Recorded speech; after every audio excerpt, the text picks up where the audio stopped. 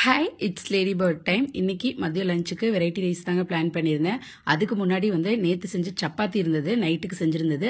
அதை அப்படியே கொத்து சப்பாத்தி மாதிரி செஞ்சிடலாம் அப்படின்னு வெங்காயம், தக்காளி, பச்சை மிளகாய் எல்லாம் தாளிச்சு விட்டு அது கூட சப்பாத்தியை போட்டு மஞ்சத்தூள், மிளகாத்தூளை போட்டு அப்படியே வதக்கி எடுத்துட்டேன். ஆனால் உண்மையிலே டேஸ்ட் நல்லா தாங்க இருந்துச்சு. நான் இந்த மாதிரி செய்ய மாட்டேன், பட் இன்னைக்கு செஞ்சு பார்த்தேன், டேஸ்ட் நல்லா இருந்துச்சு. வெரைட்டி ரைஸ்க்காக கொஞ்சம் உருளைக்கிழங்கு ஃப்ரை பண்ணியாச்சு.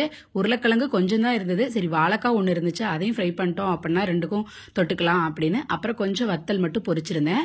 என் ஃப்ரெண்டு புதினா அப்புறம் புளி எல்லாம் போட்டு ஒரு தொக்கு செஞ்சு கொடுத்துருந்தாங்க. அதை நான் ஃப்ரிட்ஜில் வச்சிருந்தேங்க, இன்னைக்கு அது கண்டிப்பாக யூஸ் ஆகும் அப்படின்னு. ஸோ இன்னைக்கு அவசரத்துக்கு அதை எடுத்து அப்படியே சாதத்தில் போட்டு கிளறிட்டேன்.